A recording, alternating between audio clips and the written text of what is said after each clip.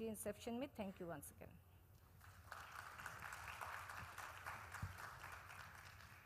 Thank you, Mita.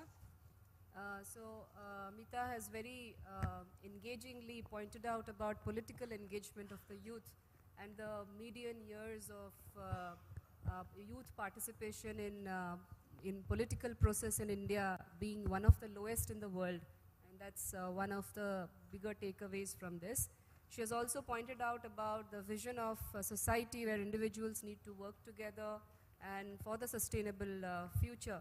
So we'll come back to this in the Q&A session. May I now request Dr. Vikas to share his views?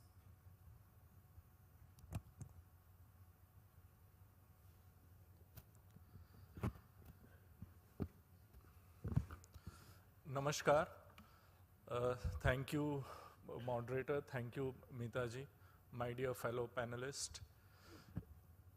Youth is the buckle that joins innovation and development together. And when I stand here today, I want to talk about the civilizational identity and one area where my previous speaker was stressing upon on the idea of inclusion and innovation. Innovation certainly has a purpose. Innovation has a purpose to fulfill the aspect of development, but development is not just a means, but development is also an end. And in this regard, the idea of inclusion is very important.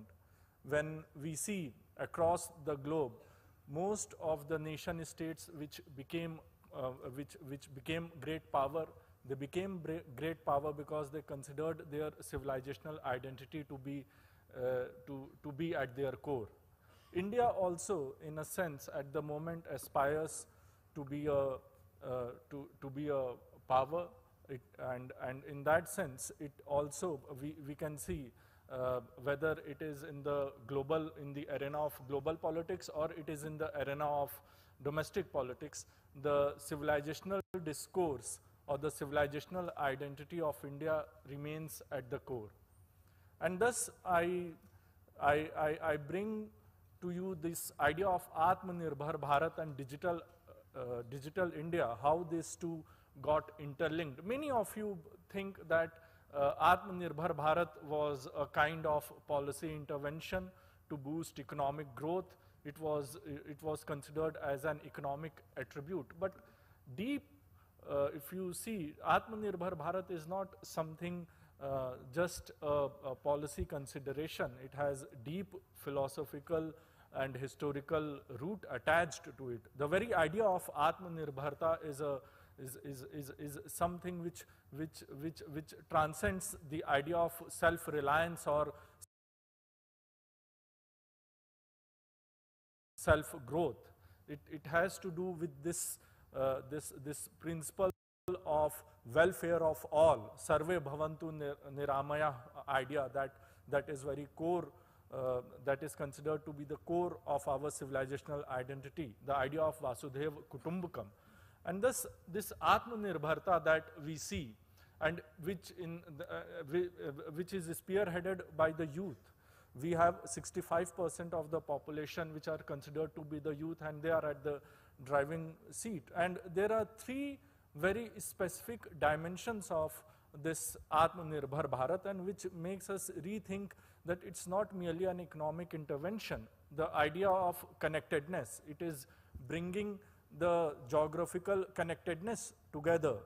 It's the idea of convergence of values, that we have, there are times in human history when inevitable has to be accepted, and economy demands certain kind of interventions where we have to converge, and about the consensus of values, certain core values, certain overlapping consensus on core values concerning democracy and inclusion.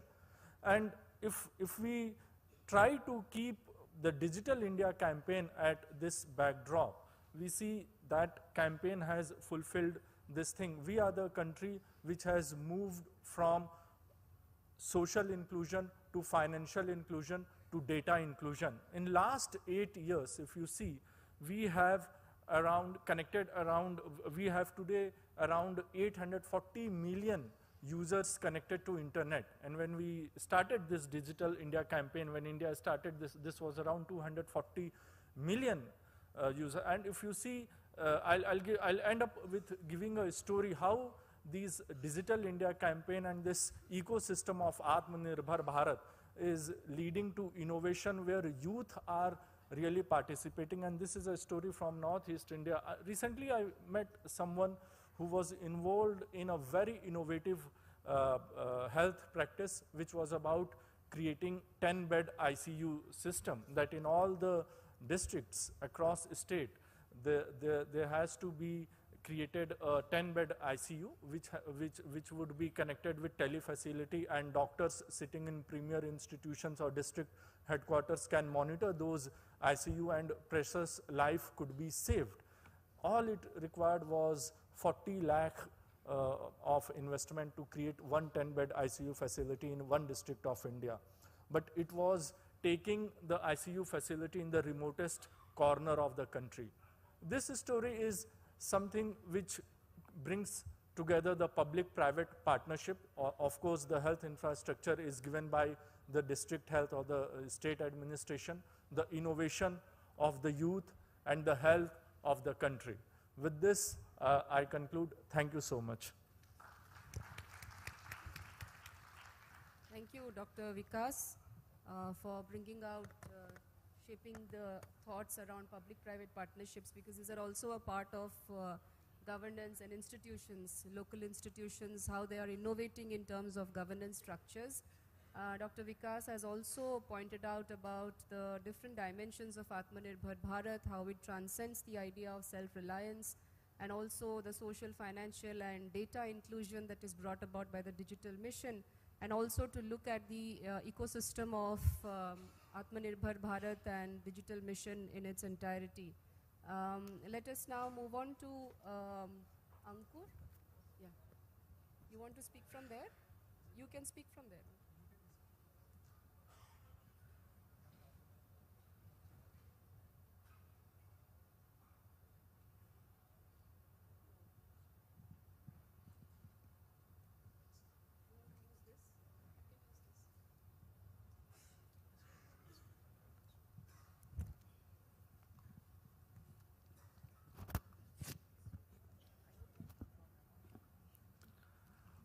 Honorable Chairperson, esteemed panelists, invited guests, delegates, and the youth participants. At the outset, I would like to extend my warm greetings and also congratulatory wishes to all the youth participants coming from different parts of the state and also different parts of India, and also the G20 member countries. At the outset, I must say that I am 31 and I am teaching political science at Kumar Bhaskar Verma Sanskrit and Ancient Studies University. So why I am saying I am 31, that I truly feel that I belong to this youth and young generation. And why I say that I work in that particular institution is, by and large, the students that I deal with on a mundane basis are from socially and economically marginalized background. So when I try to understand democracy, then essentially I also carry the aspirations and expectations of those students that come from socially and economically marginalized background. Now, when I was looking at the theme of our panel, it is about the shared future and the role of youth in governance and democracy. Now, when I try to understand the trajectory of evolution of Indian democracy, I happen to classify it into three temporal classification.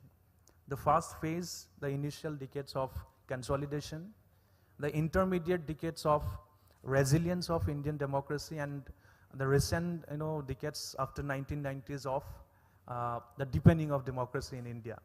And across all these three different temporal classification, I must say that the multiple stakeholders took their important and significant roles, and the role of the youth has been credible, be it the JP movement of 1975, be it the Assam movement in 1979, be it the India against corruption movement.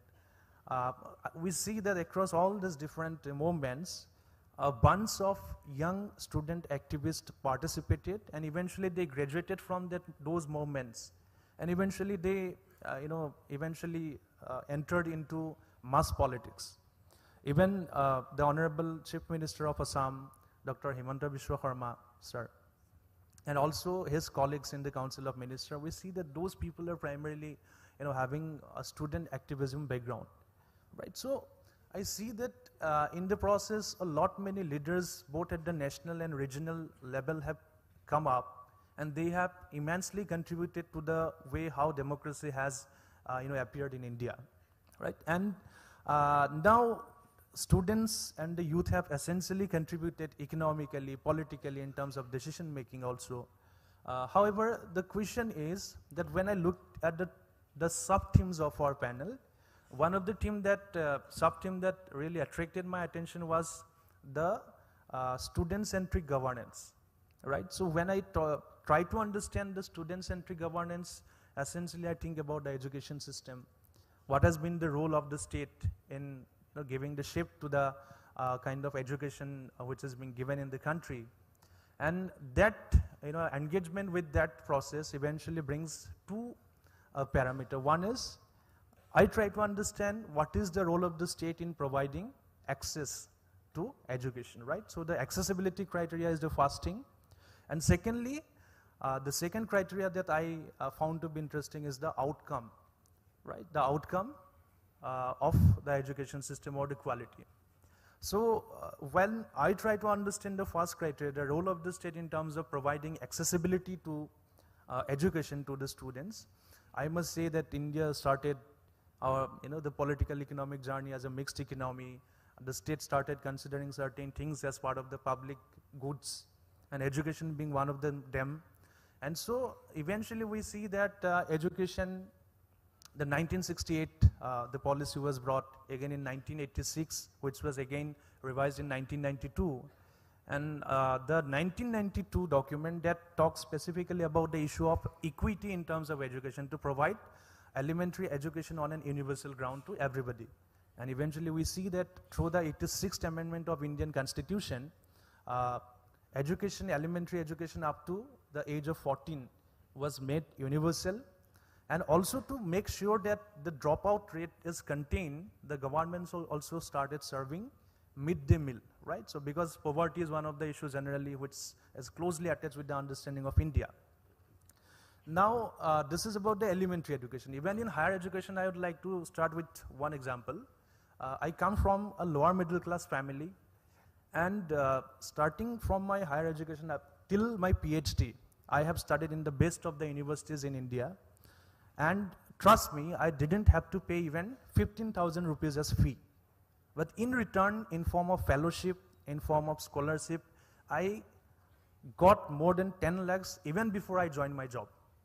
Right? So this was possible because even in terms of higher education, even though this has not been made universal, but the education ministry, the social justice ministry, and also the other organizations and entities like UGC and the other branches like ICSSR, ICPR, ICHR, and for the science background, CSIR, and the other bodies, they have pumped in a lot of money to fund research and all other things. So I think those who are capable of being inquisitive and they keep on searching for new avenues to fund their study, they can definitely find a way.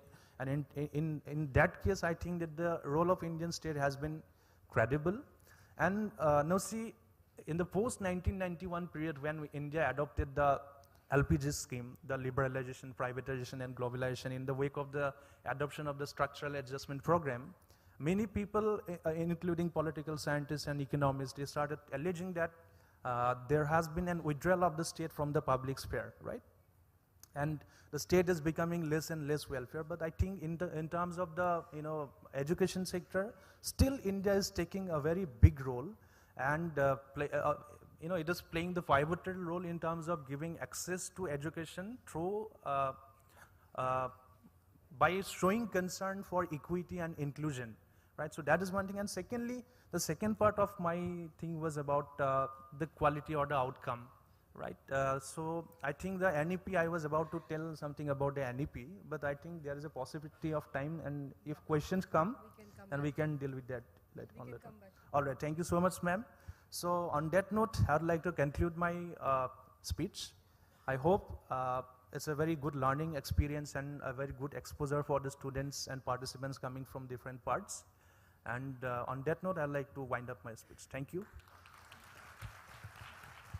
Thank you, Ankur, for talking about deepening of democracy in India and the credible role of youth in shaping the democracy.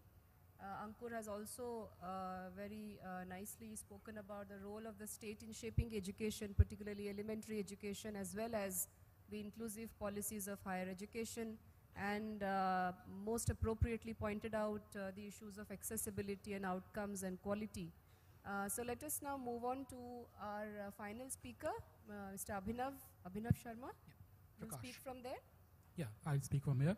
Thank you, and namaste everyone. I know it's evening time and all of you are very tired, but this is the most important discussion, I guess, for the day, because this is directly related to your participation in the democracy and governance. A few years back, a politician from Russia said something to me which basically shaped my imagination when it comes to the question of youth in democracy and governance. He said that when he was our age, that when he was in his 30s, the life expectancy was around 50 years. So they would plan for the next 20 years and think in those terms, whether at the personal level or at the political level or at the social level. But he said, see, I'm 80 years today and I'm still healthy, I'm alive, and I'm perfectly fine in doing my work. So when you people are planning for your future, do not plan for the future of the 70 years of life expectancy. Plan for perhaps that you're going to live more than 100 years or 90 years of the age. And this is why the future, because it belongs to the youth, we are going to live for a longer duration than the life expectancy today. It is very important for us to be actively involved in the question of democracy and governance. Now, as the different member countries and entities of the G20, not all of them are formal democracy, like in the sense that not all of them have elections on a regular basis. Some of them have indirect elections, some of them are kingdoms, some of them have different forms of consultation and inclusion of youth in the political process. So as the moderator in the beginning pointed out, there is no one-size-fit-all approach. There are different forms of governance, there are different forms of democracies themselves, like from the liberal democracy of the West to, let's say, the model of the South Korea or the model of the Turkey. So we have to have a wider view and a deeper understanding of the issues at hand, about the governance and about the democracy. I would say that democracy is about, let's say, inclusion of the people in the decision-making process. The process may differ from country to country, from different context to context, and I don't think that anyone has any right to go and impose its model on the other country. But I think all of us agree in the G20 that the wider participation of the people in decision-making is the minimum what is required, whatever form it might take. And when it comes to the youth, as I've told, that it's not the question about the involvement of youth in the future, it's the question of involvement of the youth in the democracy, in the political decision-making, and in the governance issues as of today. And this is very important today because in today's world we have seen there's a crisis of democracy, especially liberal democracy in many parts of the world, especially in the Western Europe, especially in some of the advanced countries, that there's a falling interest of the youth in the democratic process. There is falling participation in the election. There is extreme ideological polarization in several of the countries. We have seen in the case of the US election, the last US election, that how it was extremely polarizing. And I think these are the challenges which we as the youth are going to face in the future. One reason driving that is the advent of social media and the advanced communication technologies, which has at one side empowered the youth to participate in the democratic process, in the political process, but has also, I would say, sharpened the political views and the ideological views to such an extent that in some democracies it is becoming difficult for people or the societies to arrive at a consensus. In this sense, I see that India is a bright spot, because what we have seen in the last 1 decade, and even I would say from the 1990s onward, there's a deepening of democracy in India. India, as you know, is a very large country, it's a very complex society, it's a very diverse society. But in the last 30 years, what we have seen, that the communities which were before, before 1990s or the 1980s, were neglected or marginalized. They have become actively involved in the politics, and this process is ongoing as of today. The new caste and communities which were extremely poor, extremely deprived, are now becoming politically empowered, and the political empowerment and the movement of those communities, of the subaltern communities, is led by the youth.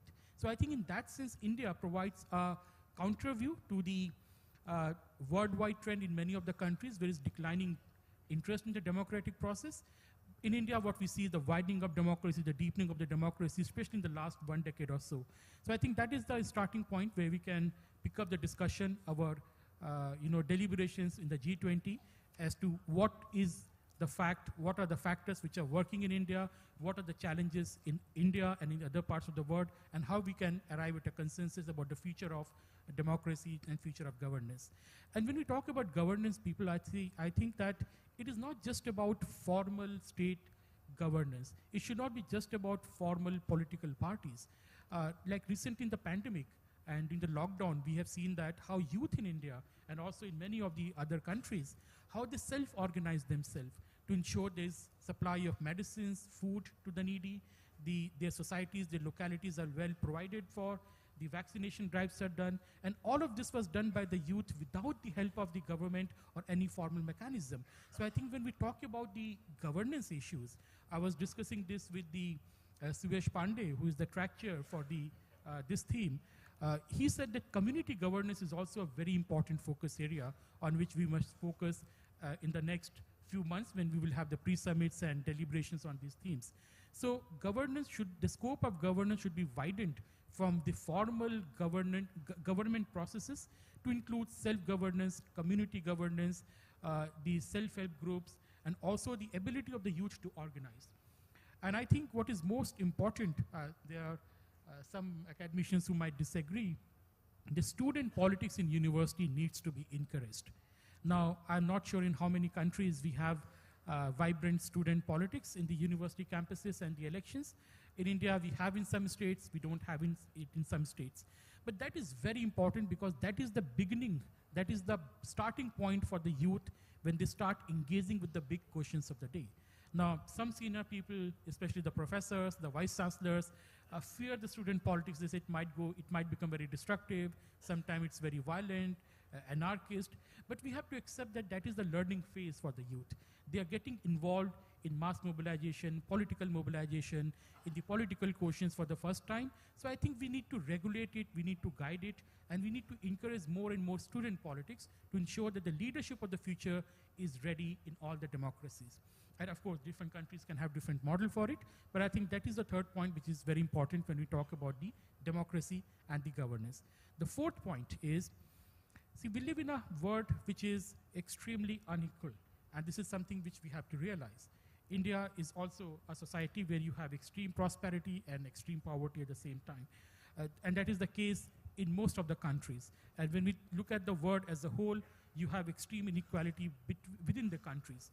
So I think when we talk about the democracy and governance, we should not forget the last person in the line.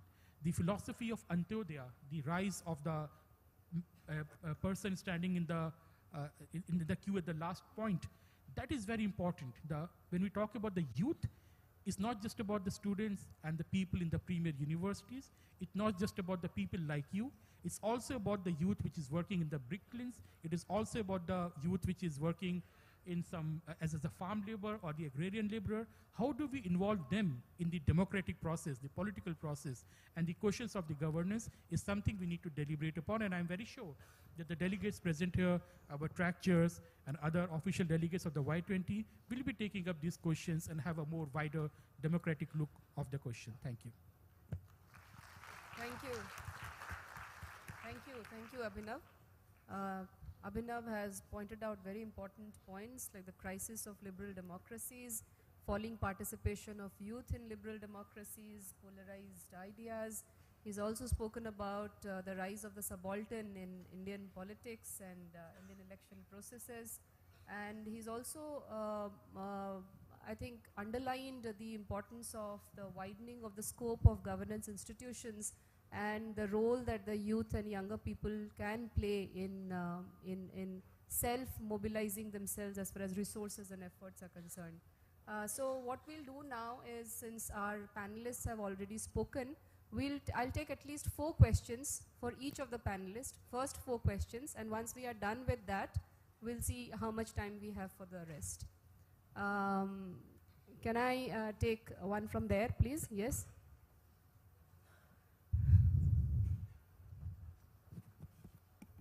Working? Yeah. Hello, Namaste, I'm Shreya from Department of Design, IIT Guwahati. One second. So my question, according to my department, which is communication design, so how media and communication empower youth in governance and vice versa, role of youth in in media? So this is my question. Do you have this question particularly to one of our panelists, or who do you want to answer? No, it's common. Anyone can answer. Thank you. Okay. Any of you wants to take this?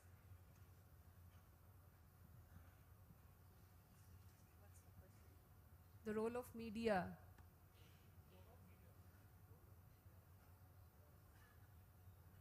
Okay, I think that is a very interesting question, because with the rise of the new communication technologies, and especially the social media, what we are seeing that is overflow, I say this overloading of the information as of today.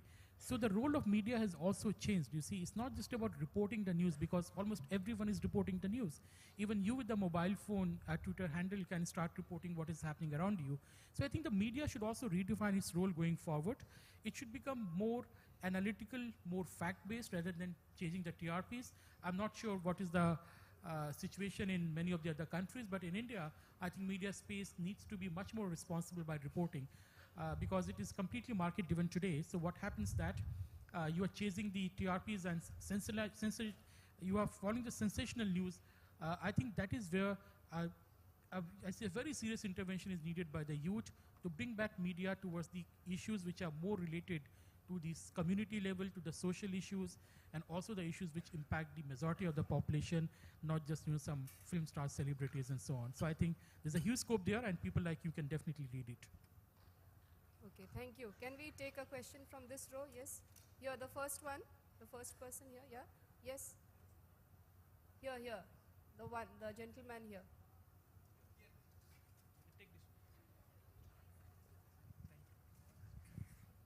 Hi, I'm Daniel Dias from the Department of Design, IIT Guwahati. And currently one of the few openings for youth to work in the area of public policy is as a researcher in a think tank. But since governments work through the civil service, the think tank's way of engaging with the government is through providing research and external participation as external stakeholders. So I have 2 questions in that regard. How much of this work is actually taken into consideration while during decision making? And secondly, what can be done to have more robust lateral communication between governments and think tanks? Okay, thank you. The role of think tanks in governance. The role of think tanks, yeah. Am I audible? Yeah. So you are actually saying that, as a researcher in the policy decision, like how much of it is from outside, the acceptance of it. Let me say you very clearly, like now the trend has changed. If you look at Indian government, and if I talk about Assam government, a lot of feedback is coming up from the, outside the system. They are the ones who are requesting for various changes, and it's happening. Recently, you might be knowing that we have a drive against child marriage. Then few months back, there was also an introduction of teaching in English in government school in maths and science subjects. Now, these are something which we have requested by the, the stakeholders, like, for introduction of teaching in English in maths and science. It was by the student community themselves. So the policy decision is not always from top down. In present times, it is coming from bottom up.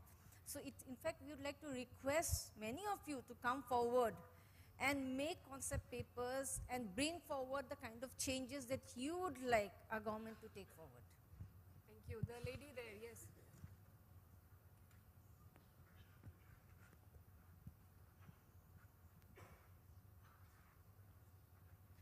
Good evening, I'm Chirantana.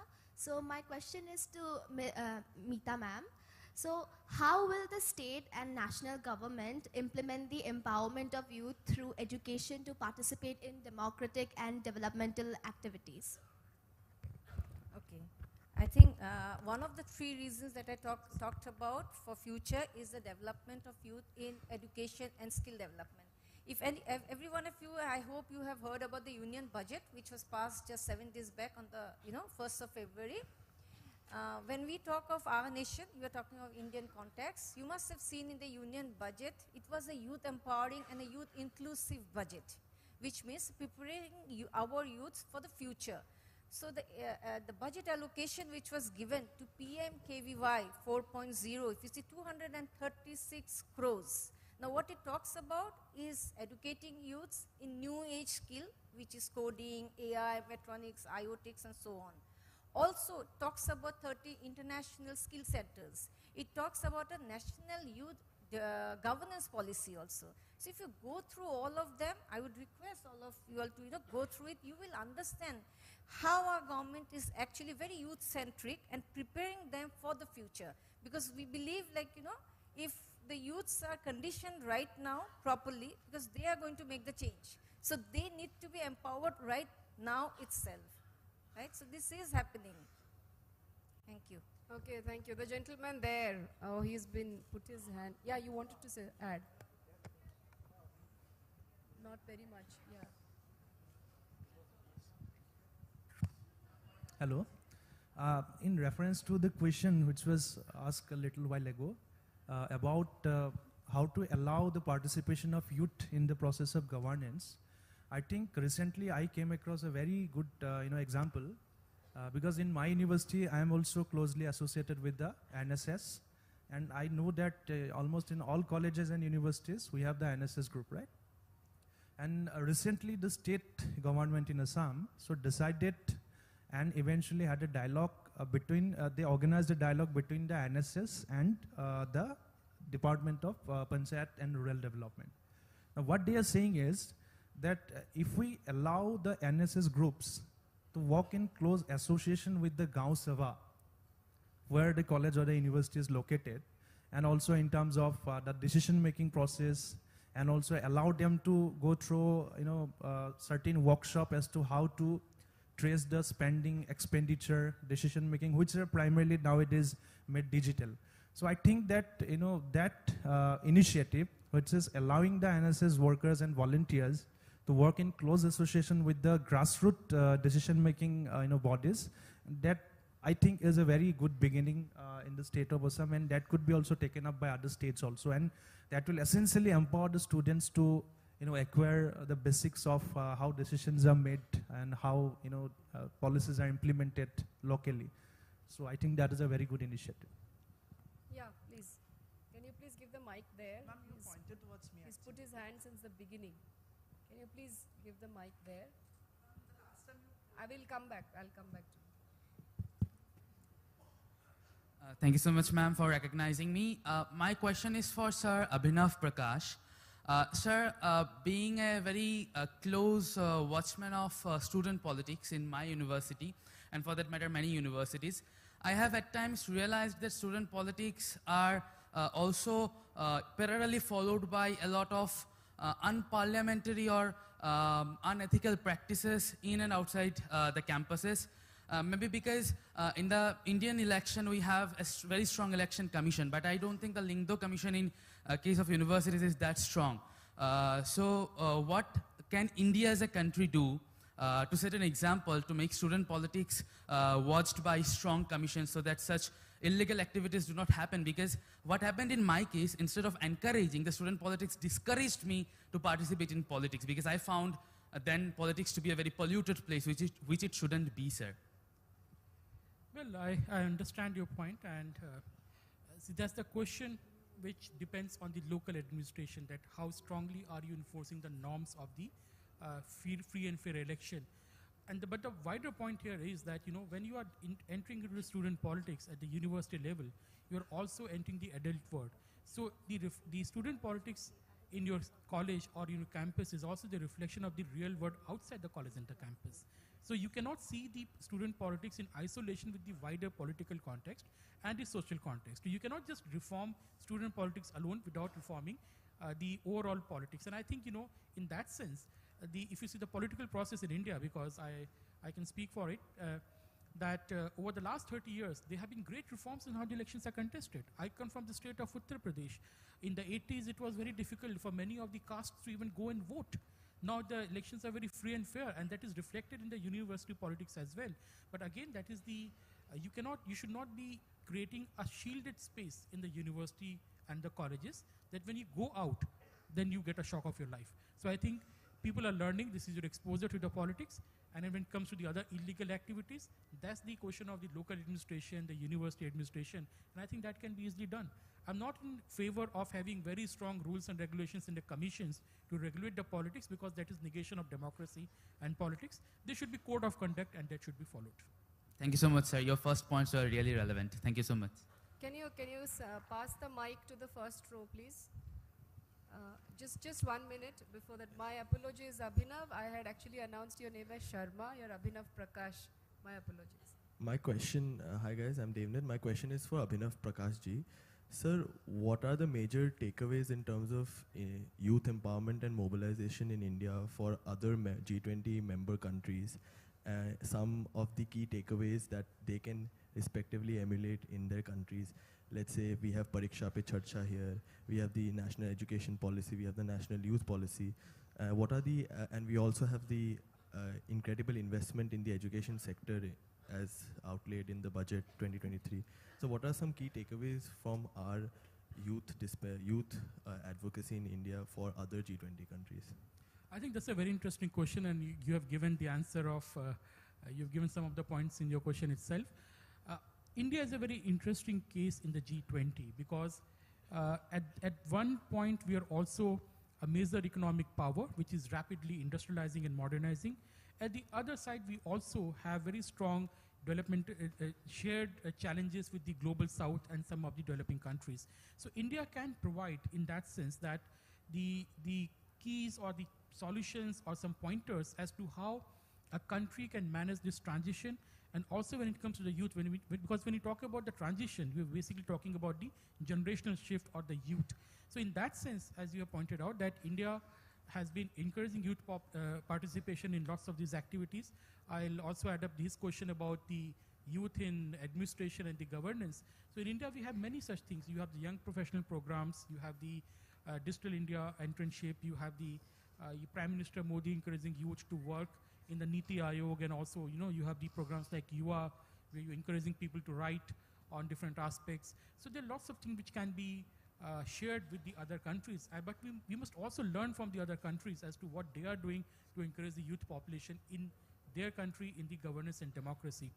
But again in India, because India also can tell or share its experience of how to manage diversity, because youth in India is also not a homogeneous community. India is not a homogeneous country. I think it's the most diverse country ever. You cannot compare India, let's say Germany or France. You can compare India to Europe.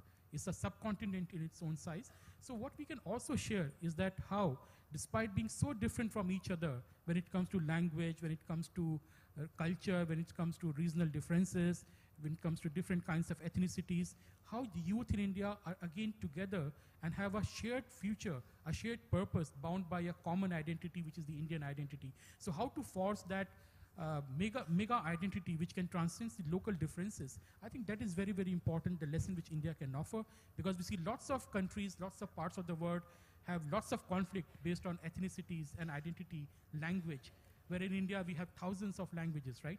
Thousands of dialects, and still people are living together. I think that is very important, which we can share with the world. Thank you. Thank you. I'm sorry, I won't take any more questions. We are close to the end. However, I'll give the last word to Madam Mita, because unlike most of us who are academicians here, Madam is a member of the Assam Youth Commission, And so I would like to like her to share some of her views about what are the things probably we are doing in the Youth Commission. Thank you. I would like to share this, like, Assam as a state has a youth commission after Kerala. In India, I think we are the second state which has a youth commission. And importantly, what we are doing on the youth aspect in terms of, if you have been here, you have known that we have been left backward for a long years. We do not have the best of high-end quality education or the infrastructure. So the kind of changes that we have brought in is, having 2 educational high-end centers for UPSC coaching. In India, one of the top exams that the people go for UPSC, for NEET, for JEE, for CAT, CAT, and Assam is taking steps to groom our youth being educated here itself so that they are well prepared for coaching for the all India top level instead of going outside the state, number 1. We are also coming up with 6 additional centers across various districts of Assam. Another very important step which we call as the Sarothi is that a lot of our youths who are semi-skilled, they go outside the state to work, and COVID pandemic has brought out the crisis that our youths face when they had to return back to the state. So the steps taken is that in every state we would have a group called Sarothi that would be taking care of the grievances and the needs of all the youths of Assam going to work or study outside the state. Another is engaging with the youth clubs, clubs which are working on various aspects, whether it is drug eradication, whether it is child abuse, domestic abuse, child marriage also. So clubs which are actively working on these activities, these aspects, they will be hand-held, they will be funded to carry on their activities more so that we can clear all this discrimination that we are having. Because when we look at the SDG goal in terms of the state, we are having certain areas to work on. Now this is something that can be replicated by other states in terms of the measures that we are taking, and we are fast progressing on this. Thank you. Okay, thank you. I have exactly half a minute to finish this discussion here. I'm very thankful to all the panelists here for bringing out diverse views on the theme of the role of youth in democracy and governance, the shared future. And like the fact that the youth, like Abhinav pointed out, that the youth is not homogeneous as a category, and our country is not homogeneous. There are diverse issues, there are diverse challenges, and there are diverse ways of engaging ourselves in the process of democracy and governance. On this note, a very big thank you to all the panelists and a wonderful audience. Thank you. See you in the next session. Thank you. Thank you, esteemed panel members, for this very insightful discussion on the participation of youth in governance and democracy. Next, may I request the Director of IIT Guwahati to please come on stage and felicitate the panel members and the moderators with our tokens of appreciation. I request the panel members to please remain seated as we will be, please remain on stage as we will be having a group photo session. I also request the participants and the delegates to remain in the auditorium as we will be proceeding with the next session almost immediately. Thank you, everyone.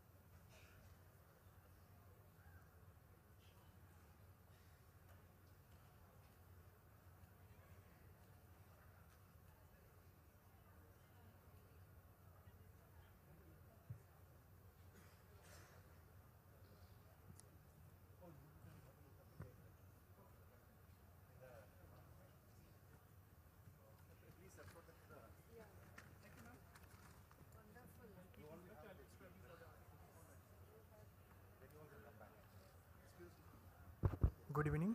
We are about to start the next session. The theme for the next session will be Health, Well-being and Sports Agenda for Youth. Thank you.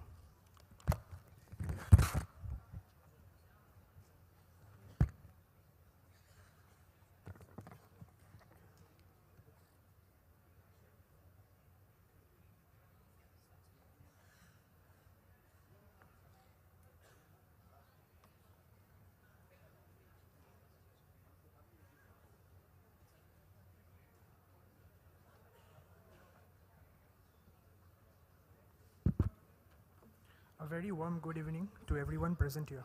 I am Nitish from Cotton University, and it gives me immense pleasure to welcome you all to this panel discussion on health, well-being and sports agenda for youth. We are delighted to have a diverse group of experts joining us to share their knowledge and experiences on this crucial theme. Kindly join me in welcoming our panelists for the session. We are joined by Laishram Sarita Deviji.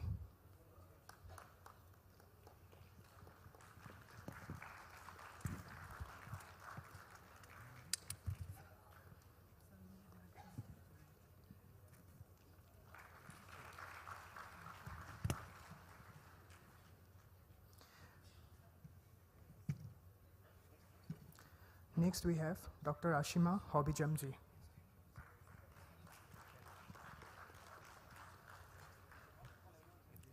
We also have with us Shreyasi Singhji.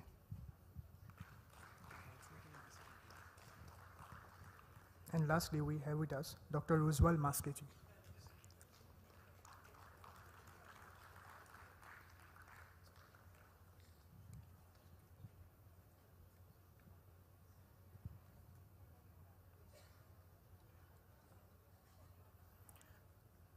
I welcome you all on the stage.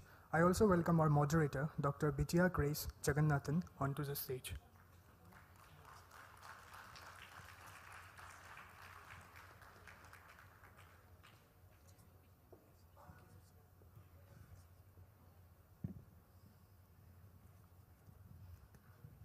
Now allow me to introduce the respected panelists seated on the stage. We have with us today Laishram Sarita Deviji, who is an Indian professional boxer from the state of Manipur. She is also a former world champion and multiple-time medalist in the lightweight category. She has represented India in several international competitions, including the Asian Games and the World Championships, where she has won numerous medals for her country. She has inspired many young women to take up boxing and is a role model for aspiring female boxers in India. Our next panelist is Dr. Ashima Hobijamji. She is a consultant psychiatrist at Advanced Hospital and Research Institute, Imphal. She has completed MBBS from Lady Hardinge Medical College in New Delhi and MD in Psychiatry from IWAS, New Delhi. She has also served as a senior resident in the Department of Psychiatry in RIMS, Imphal. We also have amongst us Shreyasi Singhji, who is an Indian shooter who was awarded the prestigious Arjuna Award in 2018 for her outstanding achievements in the sport of double trap shooting. She has represented India in several international events, including the Commonwealth Games and Asian Games. She has won numerous medals for her country and has been instrumental in promoting shooting as a sport in India. Lastly, we have Dr. Ujwal Maske, who is an assistant professor and head of the department at Mahapurush Srimanta Shankardev Vishwavidyalaya in Assam. His publications include research on Hatha Yoga, yogic anatomy and physiology, among others. The moderator for this session is Dr. Bitya Grace Jagannathan, professor in the Department of Biosciences and Bioengineering, IIT Guwahati. She will be facilitating the conversation and keep us on schedule. So without any further delay, I would like to hand it over to the session moderator, who will take it forward from here. Thank you. Thank you, Nitish. Good evening, everyone. So today's panel discussion topic is Health, Wellbeing and Sports Agenda for Youth. So we have distinguished panel members here, Mrs. Laishram Sarita Devi, Dr. Ashima Hobijamji, Ms. Shreyasi Singh, Dr. Ujwal Maske. I welcome you all. I'll set the context a little bit for the discussion here, and we'll move on to the discussion. The current century is the century of the youth. 1/4 of the world population is young people. So investments made in promoting the well-being of young people will give great returns. Several countries have recognized this and have started several programs promoting the well-being of young people. So in this context, today we will be discussing about the mental well-being, the role of sports in promoting mental well-being, and also how the traditional Indian medicine can help in the holistic well-being of our youth. So I would like to start by inviting the panelists to give an opening note, and I will start with Mrs. Sarita Devi. Mrs. Sarita, the Indian vision of sports for all is a unique vision aimed at the physical and mental well-being of the youth. How do you think sports in general has helped you and the young people that you are mentoring when it comes to their well-being?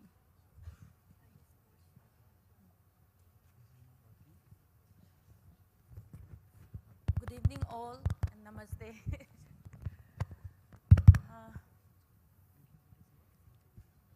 Sports के through जो youth में जो बदलाव ला सकते हैं, बहुत सारे बदलाव ला सकते हैं. तो फॉर एग्जांपल मैं एक मेरा लाइफ के बारे में छोटा सा जो मैंने स्ट्रगल करके स्पोर्ट्स थ्रू मैंने जो किया है वो मैं शेयर करना चाहती हूँ. Sports has many positive impacts on youths of India and over the world. And now I would like to take an example by talking about my experience in my personal life.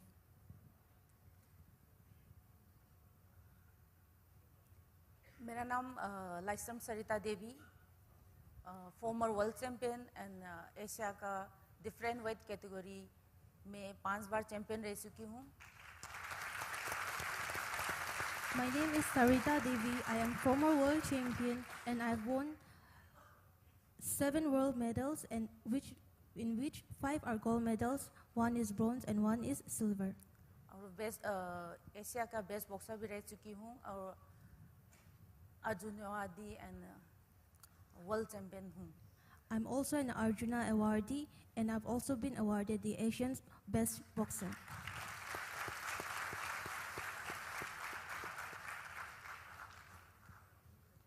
मैं आज motivate और youth में क्या बदलाव ला सकता है sports के through, वो मेरे थ्रू मेरा स्टोरी के थ्रू मैं बताना चाहती हूँ. Through my personal life story, I would like to speak how sports can be a motivating factor in youth's life.